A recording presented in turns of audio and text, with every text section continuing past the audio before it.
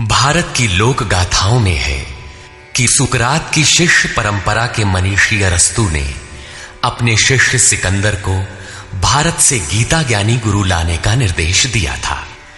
गीता के ही एक ईश्वरवाद को विश्व की विविध भाषाओं में मूसा, ईसा तथा अनेक सूफी महात्माओं ने फैलाया। भाषांतर होने से ये पृथक पृथक प्रतीत होते हैं, किंतु सिद्धांत गीता के ही है। अतः गीता मानव मात्र का अतर्क्य धर्मशास्त्र है। गीता का आशय यथार्थ गीता के रूप में प्रस्तुत कर स्वामी श्री अड़गड़ानंद जी महाराज ने मानव मात्र को एक अमूल्य निधि दी है। गीता के दसियों हजार अनुवादों के बीच दैदीप्यमान इस व्याख्या के आलोक में आप सब परम श्रेय के साधक बने।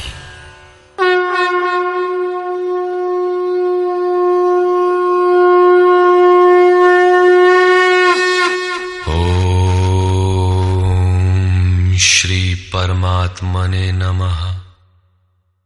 यथार्थ गीता, श्रीमद् भगवत गीता, अथ षष्ठोऽध्याय। संसार में धर्म के नाम पर रीति रिवाज, पूजा पद्धतियों, संप्रदायों का बाहुल्य होने पर कुरीतियों का शमन करके एक ईश्वर की स्थापना एवं उसकी प्राप्ति की प्रक्रिया को प्रशस्त करने के लिए किसी महापुरुष का आविर्भाव होता है। क्रियाओं को छोड़कर बैठ जाने और ज्ञानी कहलाने की रूढ़ी कृष्ण काल में अत्यंत व्यापक थी। इसलिए इस अध्याय के प्रारंभ में ही योगेश्वर श्री कृष्ण ने इस प्रश्न को चौथी बार स्वयं उठाया कि ज्ञान योग तथा निष्काम कर्म योग दोनों के अनुसार कर्म करना ही होगा। श्री भगवान वाच।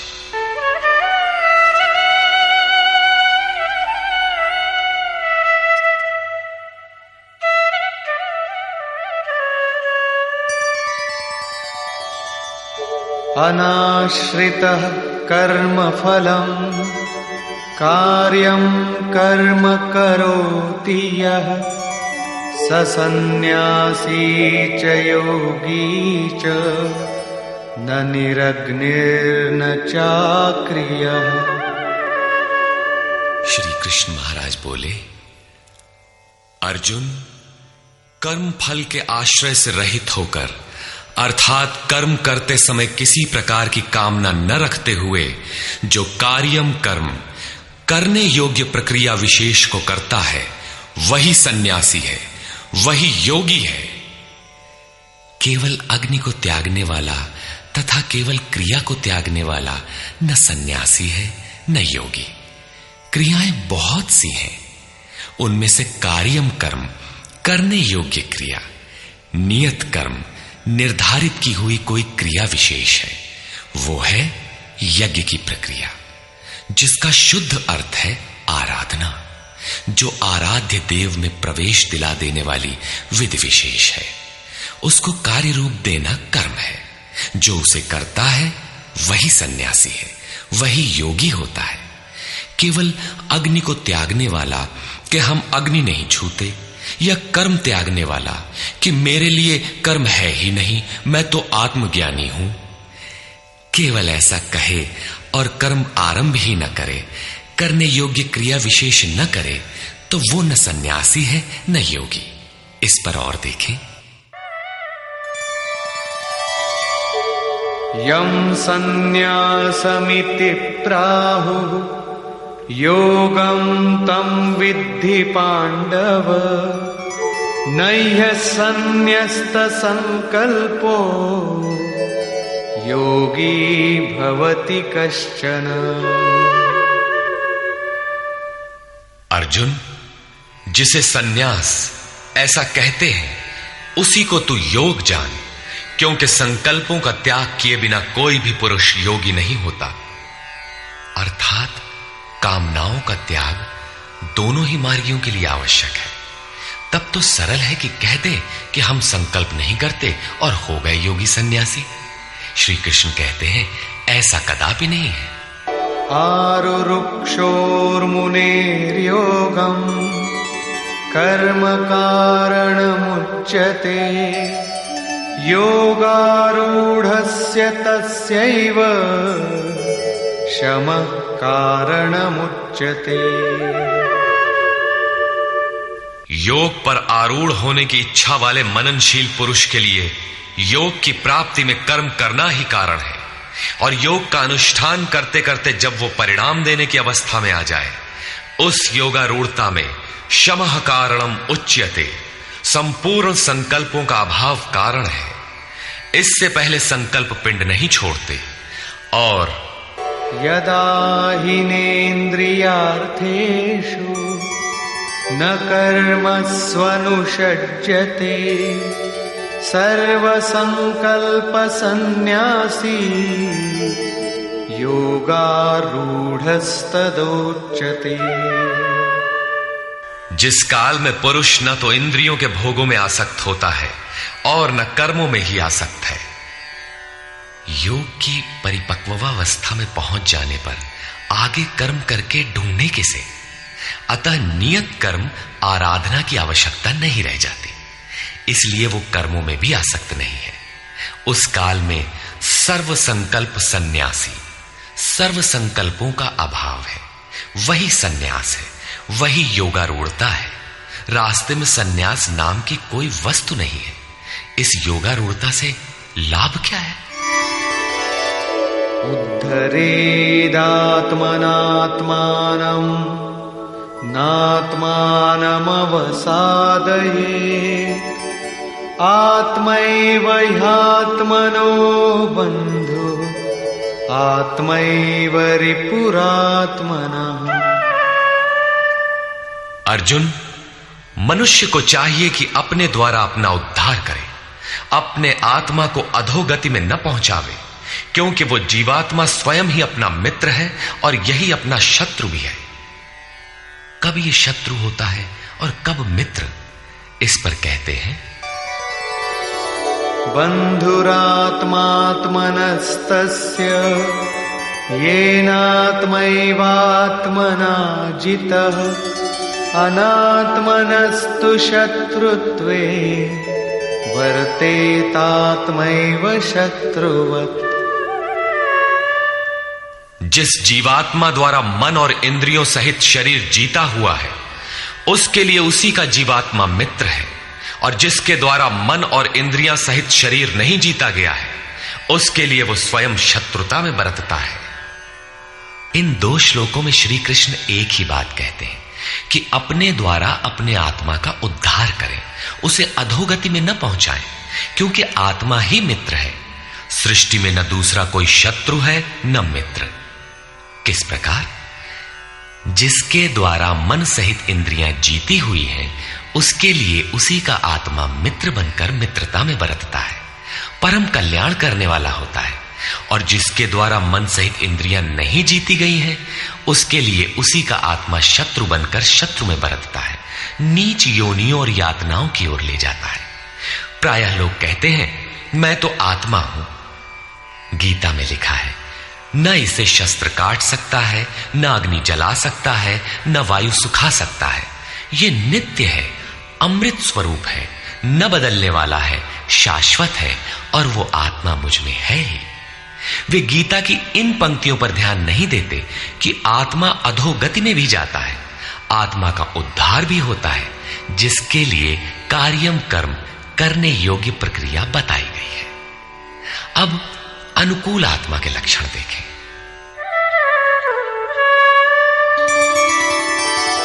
जितात्मनः प्रशान्तस्य परमात्मा समाहितः शीतोष्णसुखदुःखेषु तथा मानापमानयोः।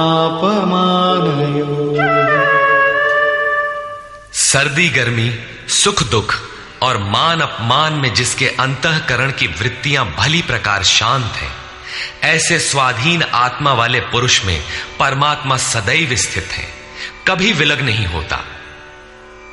जितात्मा अर्थात जिसने मन सहित इंद्रियों को जीत लिया है, वृत्ति परम शांति में प्रवाहित हो गई है, यही आत्मा के उद्धार की अवस्था है।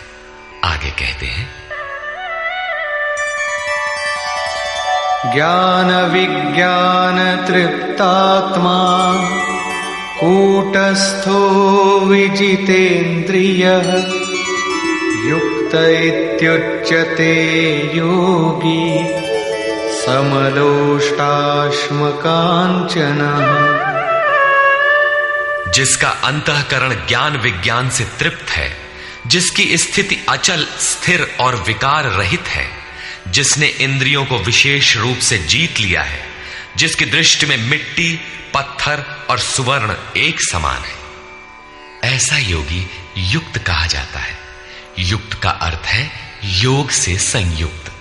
ये योग की पराकाष्ठा है, जिसे योगेश्वर 5वें अध्याय में श्लोक 7 से 12 तक अभिचित्रित कराए हैं। परम तत्व परमात्मा का साक्षात्कार और उसके साथ होने वाली जानकारी ज्ञान है। 1 इंच भी इष्ट से दूरी है, जानने की इच्छा बनी है, तब तक वो अज्ञानी है। वो प्रेरक कैसे सर्वव्याप्त है, कैसे प्रेरणा देता है, कैसे अनेक आत्माओं का एक साथ पथ प्रदर्शन करता है, कैसे वो भूत भविष्य और वर्तमान का ज्ञाता है। उस प्रेरक इष्ट की कार्य प्रणाली का ज्ञान ही विज्ञान है। जब से हृदय में इष्ट का आविर्भाव होता है, उसी दिन से वो निर्देश देने लगता है, किंतु प्रारंभ में साधक समझ नहीं पाता। पराकाष्ठा काल में ही योगी उनकी आंतरिक कार्य प्रणाली को पूर्णतः समझ पाता है। यही समझ विज्ञान है। योगारूढ़ अथवा युक्त पुरुष का अंतःकरण ज्ञान विज्ञान से तृप्त रहता है। इसी प्रकार योग युक्त पुरुष की स्थिति का निरूपण करते हुए योगेश्वर श्री कृष्ण पुनः कहते हैं,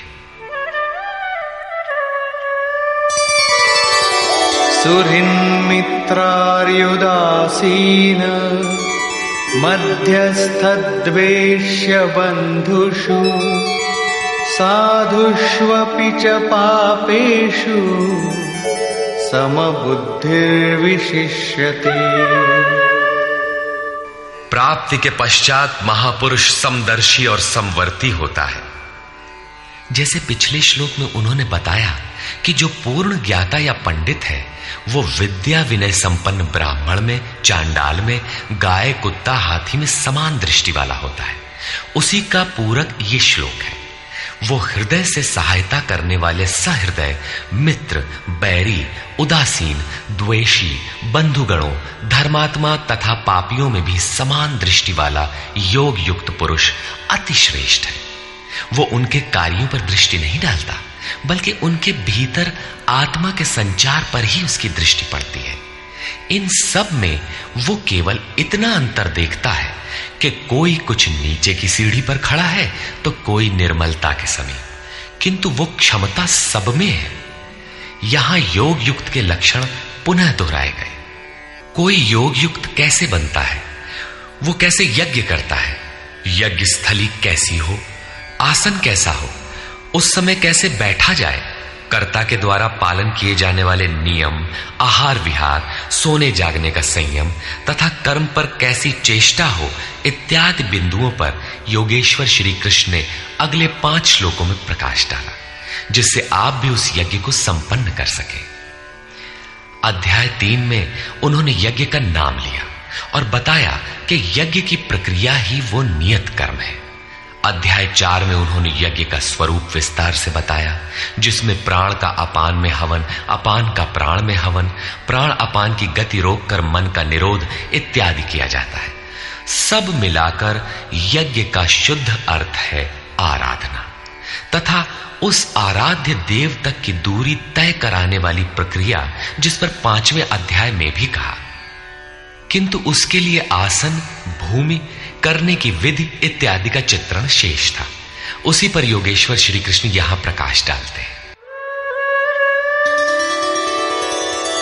योगी युञ्जीत सततम् आत्मानं रहसि स्थितः एकाकीयत चित्तात्मा निराशीर परिग्रह। चित्त को जीतने में लगा हुआ योगी मन, इंद्रियों और शरीर को वश में रखकर वासना और संग्रह रहित होकर एकांत स्थान में अकेले ही चित्त को आत्मोपलब्धि कराने वाली योग क्रिया में लगावे। उसके लिए स्थान कैसा हो, आसन कैसा रहे? शुचौ देशे प्रतिष्ठाप्य स्थिरमासनमात्मनः नात्युच्छ्रितं नातिनीचं चैलाजिनकुशोत्तरम्। शुद्ध भूमि में कुश, मृगछाल, वस्त्र अथवा इससे उत्तरोत्तर रेशमी ऊनी तख्त कुछ भी बिछाकर अपने आसन को न अति ऊंचा न नीचा स्थिर स्थापित करें। शुद्ध भूमि का तात्पर्य उसके झाड़ने बुहारने सफाई करने से। जमीन पर कुछ बिछा लेना चाहिए, चाहे मृगछाल हो या चटाई अथवा कोई भी वस्त्र, तख्त जो भी उपलब्ध हो, कोई एक वस्तु बिछा लेना चाहिए। आसन हिलने डुलने वाला ना हो, न जमीन से बहुत ऊंचा हो और न एकदम नीचा। पूज्य महाराज जी लगभग 5 इंच ऊंचे आसन पर बैठते थे।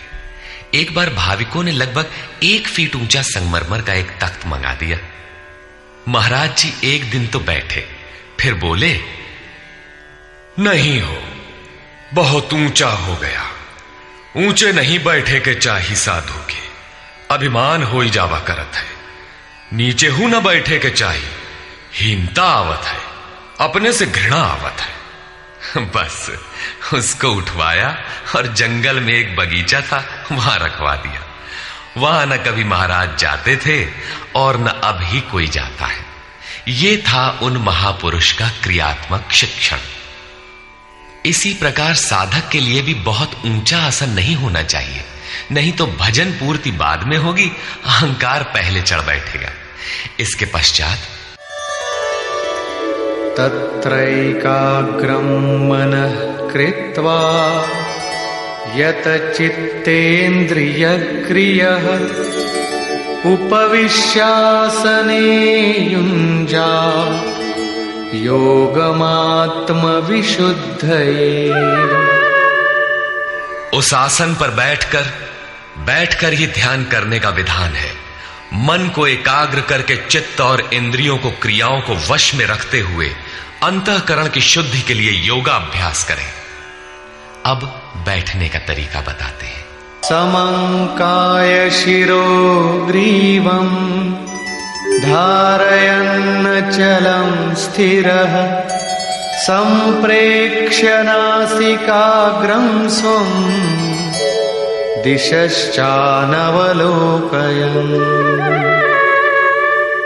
शरीर, गर्दन और सिर को सीधा, अचल, स्थिर करके जैसे कोई पटरी खड़ी कर दी गई हो, इस प्रकार सीधा दृढ़ होकर बैठ जाए और अपनी नासिका के अग्रभाग को देखकर, नासिका की नोक देखते रहने का निर्देश नहीं है, बल्कि सीधे बैठने पर नाक के सामने जहां दृष्टि पड़ती है वहां दृष्टि रहे। दाहिने बाएं देखते रहने की चंचलता न रहे। अन्य दिशाओं को न देखता हुआ स्थिर होकर बैठे और प्रशांतात्मा विगतभीः ब्रह्मचारि व्रते स्थितः मनः संयम्य मच्चित्तो युक्त आसीत मत्परः। ब्रह्मचर्य व्रत में स्थित होकर। प्रायः लोग कहते हैं कि जननेंद्रिय का संयम ब्रह्मचर्य है, किंतु महापुरुषों की अनुभूति है कि मन से विषयों का स्मरण करके, आंखों से वैसे दृश्य देखकर, त्वचा से स्पर्श कर, कानों से विषयोत्तेजक शब्द सुनकर जननेंद्रिय संयम संभव नहीं है। ब्रह्मचारी का वास्तविक अर्थ है ब्रह्म आचरति स ब्रह्मचारी। ब्रह्म का आचरण है नियत कर्म, यज्ञ की प्रक्रिया, जिसे करने वाले यान्ति ब्रह्म सनातनम, सनातन ब्रह्म में प्रवेश पा जाते हैं। इसे करते समय स्पर्शान कृत्वा बहिर्बाह्यान, बाहर के स्पर्श, मन और सभी इंद्रियों के स्पर्श बाहर ही त्याग कर चित्त को ब्रह्म चिंतन में, श्वास प्रश्वास में ध्यान में लगाना है। मन ब्रह्म में लगा है तो बाह्य स्मरण कौन करे? यदि बाह्य स्मरण होता है तो अभी मन लगा कहां? विकार शरीर पर नहीं, मन की तरंगों में रहता है। मन ब्रह्माचरण में लगा है तो जननेन्द्रिय संयम ही नहीं, सकलेंद्रिय संयम तक स्वाभाविक हो जाता है। अतः ब्रह्म के आचरण में स्थित रहकर भय रहित और अच्छी प्रकार शांत अंतःकरण वाला मन को संयत रखते हुए मुझ में लगे हुए चित्त से युक्त मेरे परायण होकर स्थित हो। ऐसा करने का परिणाम क्या होगा?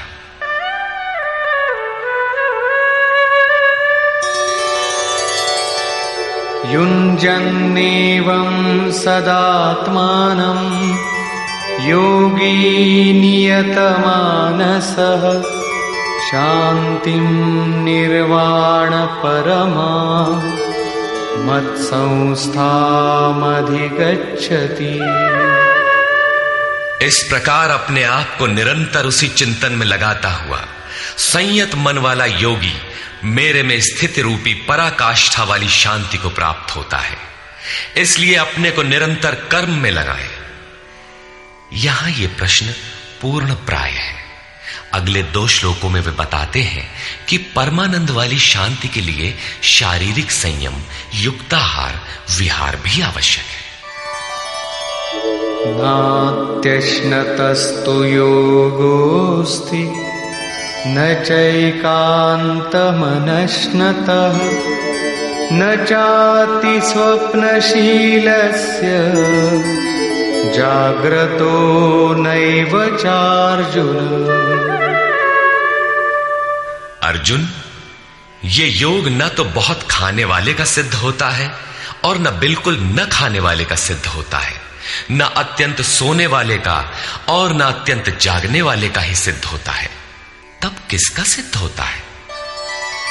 युक्ताहार विहारस्य युक्तचेष्टस्य कर्मसु युक्तस्वप्नावबोधस्य योगो भवति दुःखः। दुखों का नाश करने वाला ये योग उचित आहार विहार, कर्मों में उपयुक्त चेष्टा और संतुलित शयन जागरण करने वाले का ही पूर्ण होता है। अधिक भोजन करने से आलस्य, निद्रा और प्रमाद घेरेंगे, तब साधना नहीं होगी। भोजन छोड़ देने से इंद्रियां क्षीण हो जाएंगी, अचल स्थिर बैठने की क्षमता नहीं रहेगी। पूज्य महाराज जी कहते थे कि खुराक से 1.5-2 रोटी कम खाना चाहिए। विहार अर्थात साधन के अनुकूल विचरण, कुछ परिश्रम भी करते रहना चाहिए। कोई कार्य ढूंढ लेना चाहिए, अन्यथा रक्त संचार शिथिल पड़ जाएगा, रोग घेर लेंगे। सोना और जागना आयु, आहार और अभ्यास से घटता बढ़ता है। महाराज जी कहा करते थे, योगी को 4 घंटे सोना चाहिए और अनवरत चिंतन में लगे रहना चाहिए। हट करके न सोने वाले शीघ्र पागल हो जाते हैं। कर्मों में उपयुक्त चेष्टा भी हो, अर्थात नियत कर्म आराधना के अनुरूप निरंतर प्रयत्नशील हो। बाह्य विषयों का स्मरण न कर सदैव उसी में लगे रहने वाले का ही योग सिद्ध होता है। साथ ही यदा विनियतं चित्तम् आत्मन्येवावतिष्ठते निःस्पृहः सर्वकामेभ्यो युक्त इत्युच्यते तदा। इस प्रकार योग के अभ्यास से विशेष रूप से वश में किया हुआ चित्त जिस काल में परमात्मा में भली प्रकार स्थित हो जाता है, विलीन सा हो जाता है, उस काल में संपूर्ण कामनाओं से रहित हुआ पुरुष योग युक्त कहा जाता है। अब विशेष जीते हुए चित्त के लक्षण क्या है?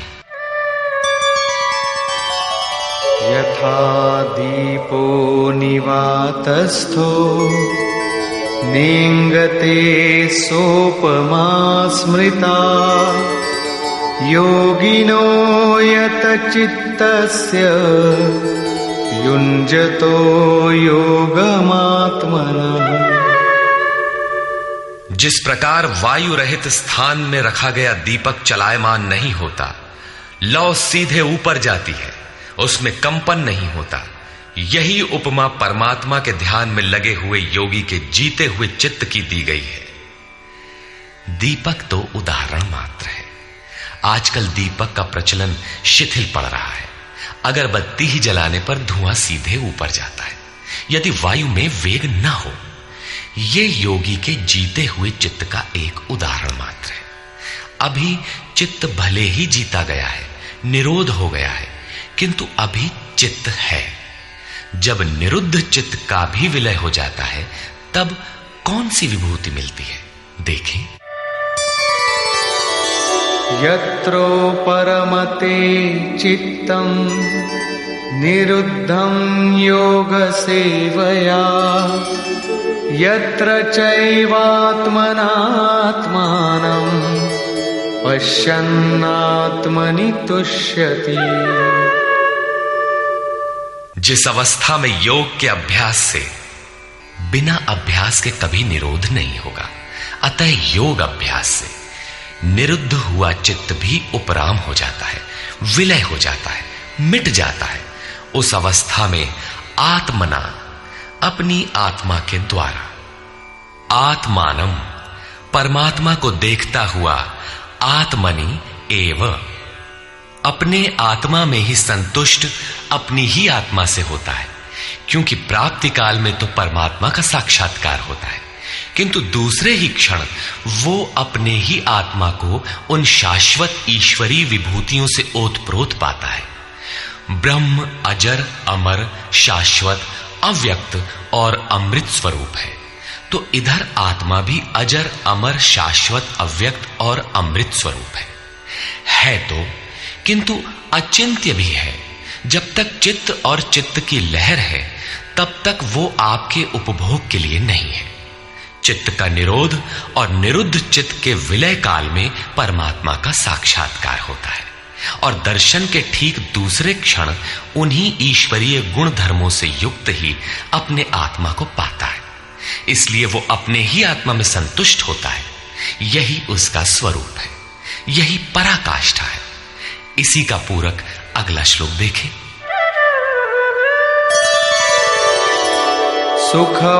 सुखमात्यन्तिकं यत्तद् बुद्धिग्राह्यमतीन्द्रियं वेत्ति यत्र न चैवायं स्थितश्चलति तत्वतः। तथा इंद्रियों से अतीत, केवल शुद्ध हुई सूक्ष्म बुद्धि द्वारा ग्रहण करने योग्य जो अनंत आनंद है, उसको जिस अवस्था में अनुभव करता है और जिस अवस्था में स्थित हुआ योगी भगवत स्वरूप को तत्व से जानकर चलायमान नहीं होता, सदैव उसी में प्रतिष्ठित रहता है। तथा यं लब्ध्वा चापरं लाभं मन्यते नाधिकं ततः यस्मिन् स्थितो न दुःखेन गुरुणापि विचाल्यते। परमेश्वर की प्राप्ति रूप जिस लाभ को, पराकाष्ठा की शांति को प्राप्त कर उससे अधिक दूसरा कुछ भी लाभ नहीं मांगता, और भगवत प्राप्ति रूप जिस अवस्था में स्थित हुआ योगी बड़े भारी दुख से भी चलायमान नहीं होता, दुख का उसे भान भी नहीं होता, क्योंकि भान करने वाला चित्त तो मिट गया। इस प्रकार तम विद्या दुख संयोग वियोगम योग संगीतम सनिश्चयेन योक्तव्यो योगो निर्विण्ण चेतसा। जो संसार के संयोग और वियोग से रहित है, उसी का नाम योग है। जो आत्यंतिक सुख है, उसके मिलन का नाम योग है। जिसे परम तत्व परमात्मा कहते हैं, उसके मिलन का नाम योग है। वो योग न उकताए हुए चित्त से निश्चय पूर्वक करना कर्तव्य है। धैर्य पूर्वक लगा रहने वाला ही योग में सफल होता है।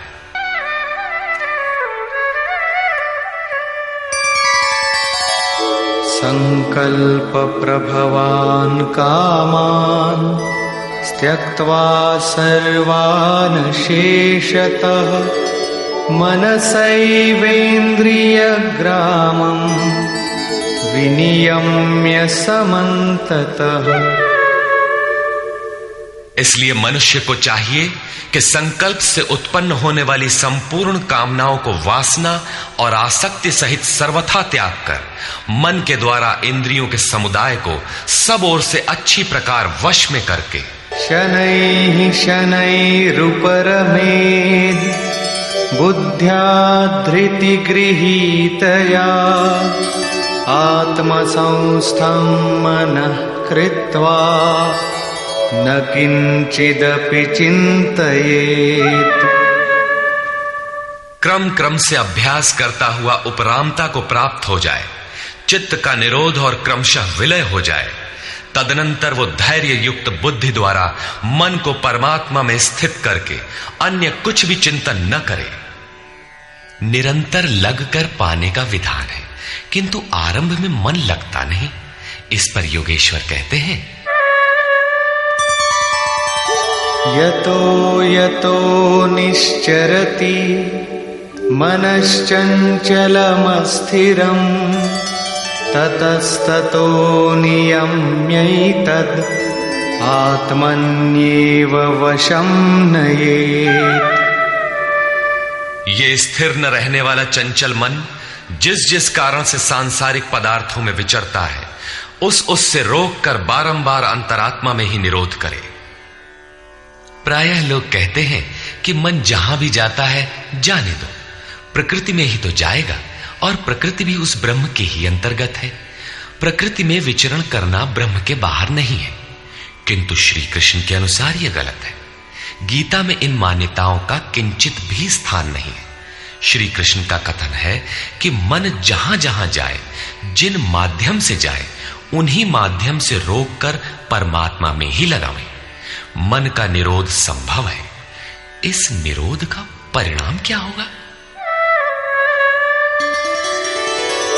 प्रशांतमनसं येनं योगिनं सुखमुत्तमम् उपैति शान्तरजसं ब्रह्मभूतमकल्मषम्। जिसका मन पूर्ण रूपेण शांत है, जो पाप से रहित है, जिसका रजोगुण शांत हो गया है, ऐसे ब्रह्म से एकीभूत योगी को सर्वोत्तम आनंद प्राप्त होता है, जिससे उत्तम कुछ भी नहीं है। इसी पर पुनः बल देते हैं, युञ्जन्नेवं सदात्मानं योगी विगतकल्मषः सुखेन ब्रह्म संस्पर्शम् अत्यंतं सुखमश्नुते। पाप रहित योगी इस प्रकार आत्मा को निरंतर उस परमात्मा में लगाता हुआ सुखपूर्वक परब्रह्म परमात्मा की प्राप्ति के अनंत आनंद की अनुभूति करता है। वो ब्रह्म संस्पर्श अर्थात ब्रह्म के स्पर्श और प्रवेश के साथ अनंत आनंद का अनुभव करता है। अतः भजन अनिवार्य है। इसी पर आगे कहते हैं,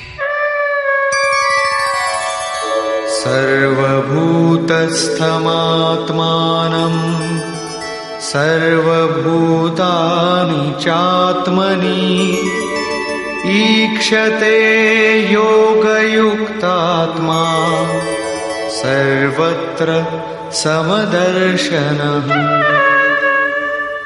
योग के परिणाम से युक्त आत्मा वाला, सब में समभाव से देखने वाला योगी आत्मा को संपूर्ण प्राणियों में व्याप्त देखता है और संपूर्ण भूतों को आत्मा में ही प्रवाहित देखता है। इस प्रकार देखने से लाभ क्या है? यो मां पश्यति सर्वत्र सर्वं च मयि पश्यति तस्याहं न प्रणश्यामि स च मे न प्रणश्यति। जो पुरुष संपूर्ण भूतों में मुझ परमात्मा को देखता है, व्याप्त देखता है और संपूर्ण भूतों को मुझ परमात्मा के ही अंतर्गत देखता है, उसके लिए मैं अदृश्य नहीं होता हूं और वो मेरे लिए अदृश्य नहीं होता। ये प्रेरक का आमने सामने मिलन है, सख्य भाव है, सामीप्य मुक्ति है। सर्वभूतस्थितं यो मां भजत्येकत्वमास्थितः सर्वथा वर्तमानोऽपि स योगी मयि वर्तते। जो पुरुष अनेकता से परे उपर्युक्त एकत्व भाव से मुझ परमात्मा को भजता है, वो योगी सब प्रकार के कार्यों में बरतता हुआ मेरे में ही बरतता है, क्योंकि मुझे छोड़कर उसके लिए कोई बचा भी तो नहीं। उसका तो सब मिट गया, इसलिए वो अब उठता बैठता जो कुछ भी करता है मेरे संकल्प से करता है। आत्मौपम्येन सर्वत्र समं पश्यति योऽर्जुन सुखं वा यदि वा दुःखं स योगी परमो मतः। हे अर्जुन, जो योगी अपने ही समान संपूर्ण भूतों में सम देखता है, अपने जैसा देखता है, सुख और दुख भी सब में समान देखता है, वो योगी जिसका भेदभाव समाप्त हो गया है, परम श्रेष्ठ माना गया है। प्रश्न पूरा हुआ। इस पर अर्जुन ने प्रश्न किया। अर्जुन उवाच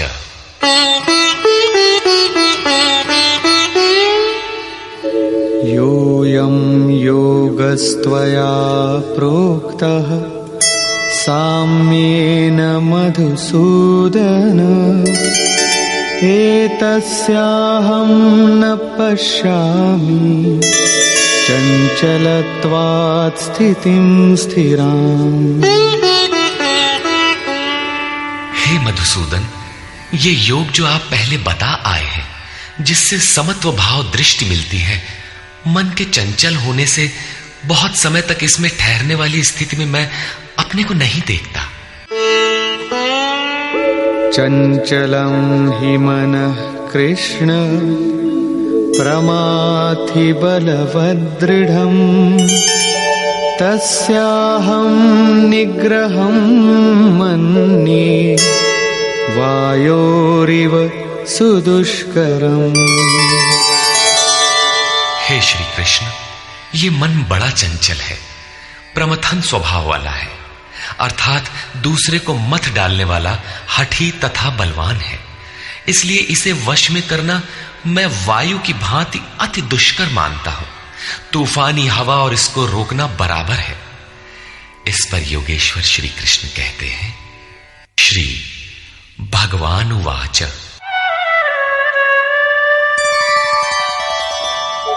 असंशयं महाबाहो मनो दुर्निग्रहं चलम् अभ्यासेन तु कौन्तेय वैराग्येण च गृह्यते। महान कार्य करने के लिए प्रयत्नशील अर्थात महाबाहु अर्जुन, निसंदेह मन चंचल है, बड़ी कठिनाई से वश में होने वाला है, परंतु कौन्तेय ये अभ्यास और वैराग्य के द्वारा वश में होता है। जहां चित्त को लगाना है वहां स्थिर करने के लिए बार बार प्रयत्न का नाम अभ्यास है, तथा देखी सुनी विषय वस्तुओं में, संसार या स्वर्ग आदि के भोगों में राग अर्थात लगाव का त्याग वैराग्य है। श्री कृष्ण कहते हैं कि मन वश में करना कठिन है, किंतु अभ्यास और वैराग्य द्वारा ये वश में हो जाता है। असंयतात्मना योगो दुष्प्राप इति मे मतिः वश्यात्मना तु यतता शक्यो वाप्तुमुपायतः। अर्जुन, मन को वश में न करने वाले पुरुष के लिए योग प्राप्त होना कठिन है, किंतु स्ववश मन वाले प्रयत्नशील पुरुष के लिए योग सहज है, ऐसा मेरा अपना मत है। जितना कठिन तू मान बैठा है उतना कठिन नहीं है, अतः इसे कठिन मानकर छोड़ मत दो। प्रयत्न पूर्वक लगकर योग को प्राप्त कर, क्योंकि मन वश में करने पर ही योग संभव है। इस पर अर्जुन ने प्रश्न किया। अर्जुन उवाच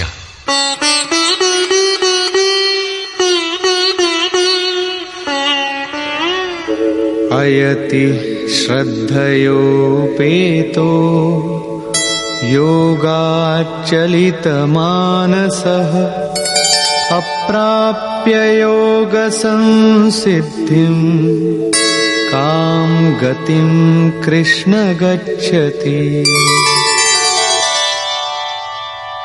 योग करते करते यदि किसी का मन चलायमान हो जाए, यद्यपि अभी योग में उसको श्रद्धा है ही, तो ऐसा पुरुष भगवत सिद्धि को प्राप्त न होकर किस गति को पाता है?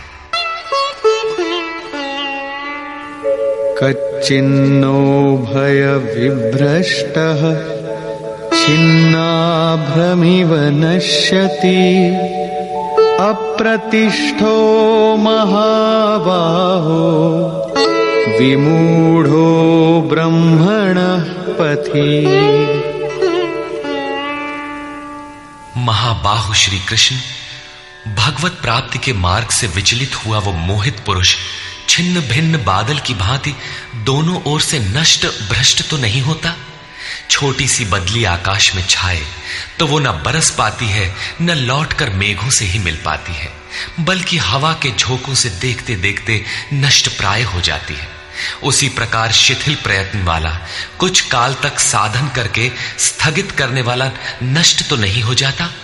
वो न आप में प्रवेश कर सका और न भोग ही भोग पाया, उसकी कौन सी गति होती है?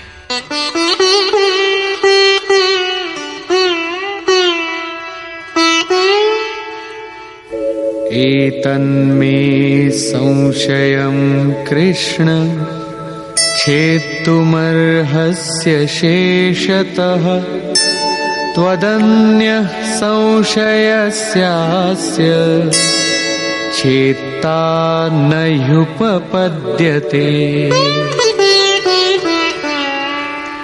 हे श्री कृष्ण, मेरे इस संशय को संपूर्णता से मिटाने के लिए आप ही सक्षम हैं। आपके अतिरिक्त दूसरा कोई इस संशय को मिटाने वाला मिलना संभव नहीं है। इस पर योगेश्वर श्री कृष्ण ने कहा। श्री भगवान उवाच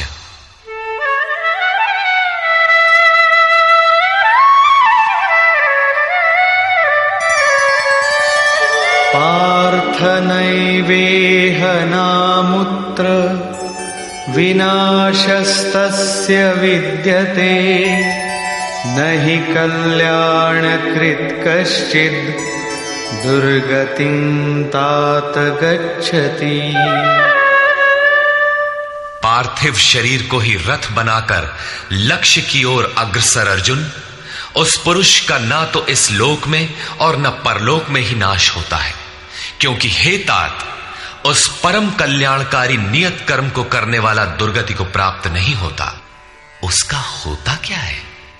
प्राप्य पुण्यकृतान् लोकान् उषित्वा शाश्वती समाः शुचीनां श्रीमतां गेहि योगभ्रष्टोऽभिजायते। मन चलायमान होने से योग भ्रष्ट हुआ वो पुरुष पुण्यवानों के लोकों में वासनाओं को भोग कर, जिन वासनाओं को लेकर वो योग भ्रष्ट हुआ था, भगवान उसे थोड़े में सब दिखा सुना देते हैं। उन्हें भोग कर वो शुचि नाम श्रीमताम, शुद्ध आचरण वाले श्रीमान पुरुषों के घर में जन्म लेता है। जो शुद्ध आचरण वाले हैं वही श्रीमान है। अथवा योगिनामेव कुले भवति धीमताम् एतद्धि दुर्लभतरम् लोके जन्म यदीदृशम्। अथवा वहां जन्म न मिलने पर भी स्थिर बुद्धि योगियों के कुल में वो प्रवेश पा जाता है। श्रीमानों के घर में पवित्र संस्कार बचपन से ही मिलने लगते हैं, किंतु वहां जन्म न हो पाने पर वो योगियों के कुल में, घर में नहीं, शिष्य परंपरा में प्रवेश पा जाता है। कबीर, तुलसी, रैदास, वाल्मीकि इत्यादि को शुद्ध आचरण और श्रीमानों का घर नहीं, योगियों के कुल में प्रवेश मिला। सद्गुरु के कुल में संस्कारों का परिवर्तन भी एक जन्म है, और ऐसा जन्म संसार में निसंदेह अति दुर्लभ है। योगियों के यहां जन्म का अर्थ उनके शरीर से पुत्र रूप में उत्पन्न होना नहीं है। गृह त्याग से पूर्व पैदा होने वाले लड़के मोहवश महापुरुष को भी भले ही पिता मानते रहे, किंतु महापुरुष के लिए घर वालों के नाम पर कोई नहीं होता। जो शिष्य उनकी मर्यादाओं का अनुष्ठान करते हैं, उनका महत्व लड़कों से कई गुना अधिक मानते हैं, वही उनके सच्चे पुत्र हैं। जो योग के संस्कारों से युक्त नहीं है, उन्हें महापुरुष नहीं अपनाते। पूज्य महाराज जी यदि साधु बनाते तो हजारों विरक्त उनके शिष्य होते, किंतु उन्होंने किसी को किराया भाड़ा देकर, किसी के घर सूचना भेजकर, पत्र भेजकर, समझा बुझाकर सबको उनके घर लौटा दिया। बहुत लोग हट करने लगे तो उन्हें अपशकुन हो, भीतर से मना हो कि इसमें साधु बनने के एक भी लक्षण नहीं है, इसे रखने में भलाई नहीं है, ये पार नहीं होगा। निराश होकर दो एक ने पहाड़ से गिरकर अपनी जान भी दे दी, किंतु महाराज जी ने उन्हें अपने यहां नहीं रखा। बाद में पता चलने पर बोले, जानत रहूं कि बड़ा विकल है, लेकिन ये सोचते है कि सचहूं के मरी जाए तो रख ही लेते, एक ठो पतितय राहत और का हो। ममत्व उनमें भी विकट था, फिर भी नहीं रखा। 6-7 को जिनके लिए आदेश हुआ था कि आज एक योग भ्रष्ट आ रहा है, जन्म जन्म से भटका हुआ चला आ रहा है, इस नाम और इस रूप का कोई आने वाला है, उसे रखो, ब्रह्म विद्या का उपदेश करो, उसे आगे बढ़ाओ। केवल उन्हीं को रखा। आज भी उनमें से एक महापुरुष धार कुंडी में बैठे हैं, एक अनसुईया में है, 2-3 अन्यत्र भी हैं। उन्हें सद्गुरु के कुल में प्रवेश मिला। ऐसे महापुरुषों को पा जाना अति दुर्लभ है। तत्र तं बुद्धि संयोगं लभते पौर्वदेहिकं यतते च ततो भूयः संसिद्धौ कुरु नंदन। वहां वो पुरुष पहले शरीर में साधन किए हुए बुद्धि के संयोग को, अर्थात पूर्व जन्म के साधन संस्कारों को अनायास ही प्राप्त हो जाता है, और हे कुरुनंदन, उसके प्रभाव से वो फिर संसिद्धौ भगवत प्राप्ति रूपी परम सिद्धि के निमित्त प्रयत्न करने लगता है।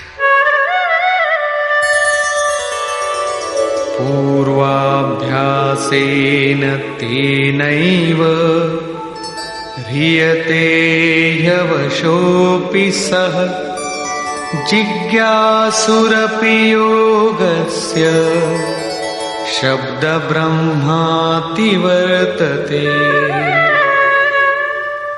श्रीमानों के घर विषयों के वश में रहने पर भी वो पूर्व जन्म के अभ्यास से भगवत पथ की ओर आकर्षित हो जाता है, और योग में शिथिल प्रयत्न वाला वो जिज्ञासु भी वाणी के विषय को पार करके निर्वाण पद को पा जाता है।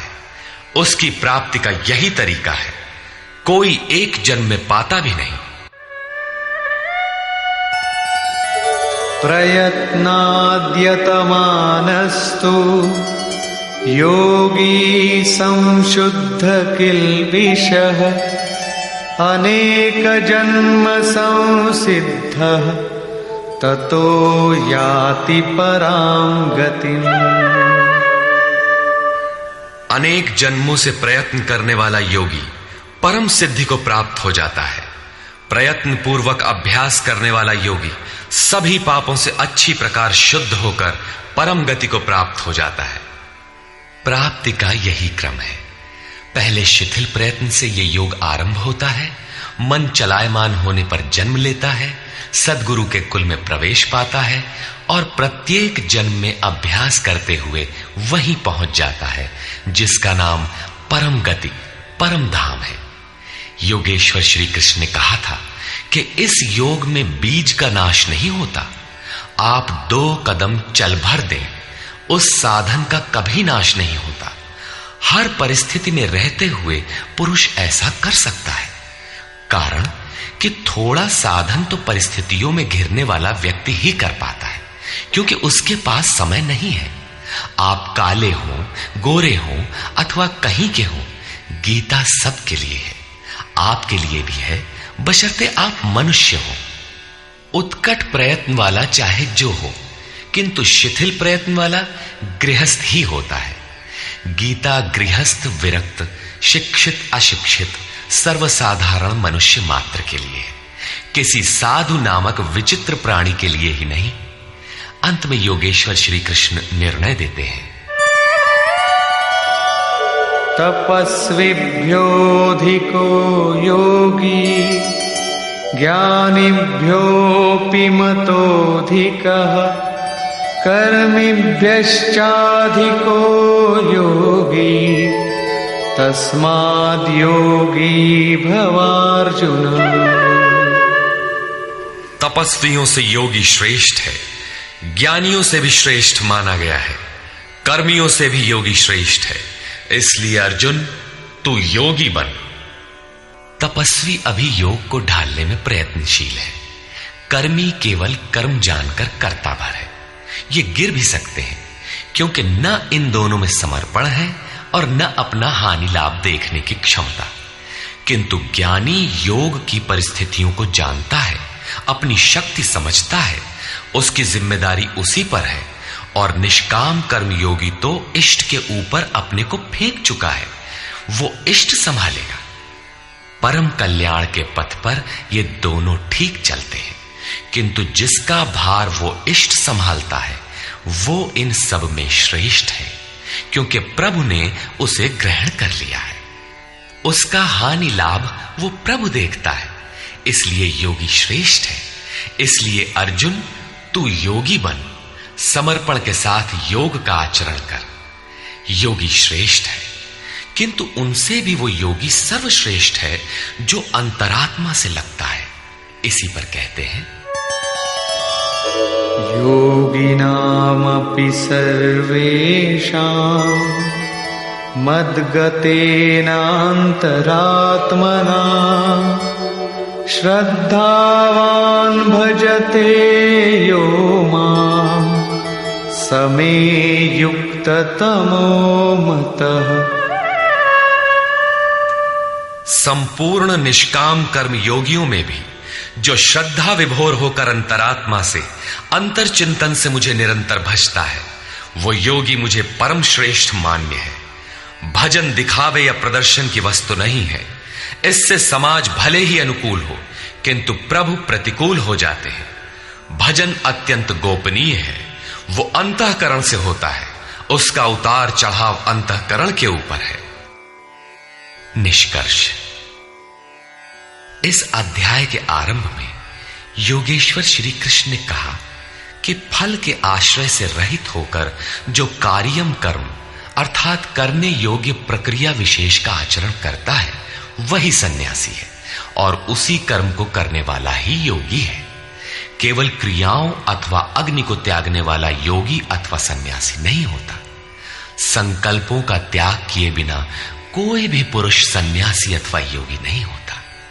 हम संकल्प नहीं करते, ऐसा कह देने मात्र से संकल्प पिंड नहीं छोड़ते।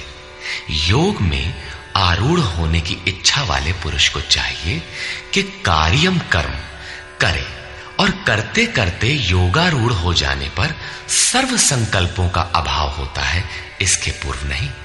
सर्व संकल्पों का अभाव ही संन्यास है। योगेश्वर ने पुनः बताया कि आत्मा अधोगति में जाता है और उसका उद्धार भी होता है। जिस पुरुष द्वारा मन सहित इंद्रियां जीत ली गई हैं, उसका आत्मा उसके लिए मित्र बनकर मित्रता में बरतता है तथा परम कल्याण करने वाला होता है। जिसके द्वारा ये नहीं जीती गई, उसके लिए उसी का आत्मा शत्रु बनकर शत्रुता में बरतता है, यातनाओं का कारण बनता है। अतः मनुष्य को चाहिए कि अपने आत्मा को अधोगति में न पहुंचावे, अपने द्वारा अपनी आत्मा का उद्धार करे। उन्होंने प्राप्ति वाले योगी की रहनी बताई। यज्ञ स्थली, बैठने का आसन तथा बैठने के तरीके पर उन्होंने कहा कि स्थान एकांत और स्वच्छ हो, वस्त्र मृग चर्म अथवा कुश की चटाई में से कोई एक आसन हो। कर्म के अनुरूप चेष्टा, युक्ताहार विहार, सोने जागने के संयम पर उन्होंने बल दिया। योगी के निरुद्ध चित्त की उपमा उन्होंने वायु रहित स्थान में दीपक की अकंपित लौ से दी, और इस प्रकार उस निरुद्ध चित्त का भी जब विलय हो जाता है, उस समय वह योग की पराकाष्ठा अनंत आनंद को प्राप्त होता है। संसार के संयोग वियोग से रहित अनंत सुख का नाम योग है।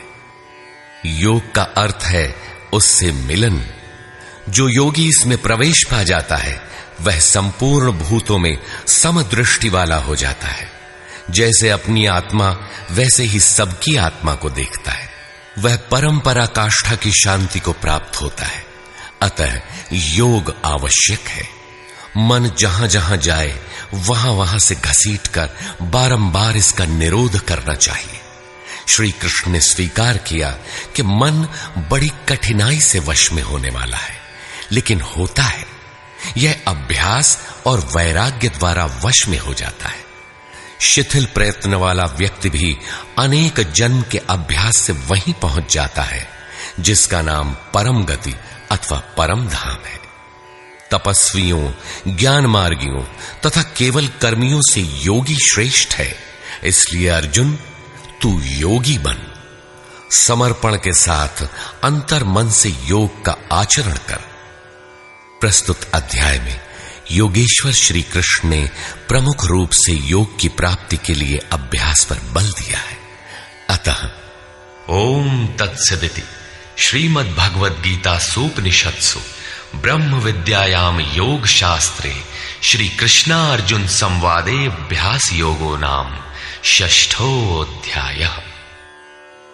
इस प्रकार स्वामी अड़गड़ानंद कृत श्रीमद् भगवद गीता के भाष्य यथार्थ गीता का छठा अध्याय पूर्ण होता है। हरि ओम तत्सत।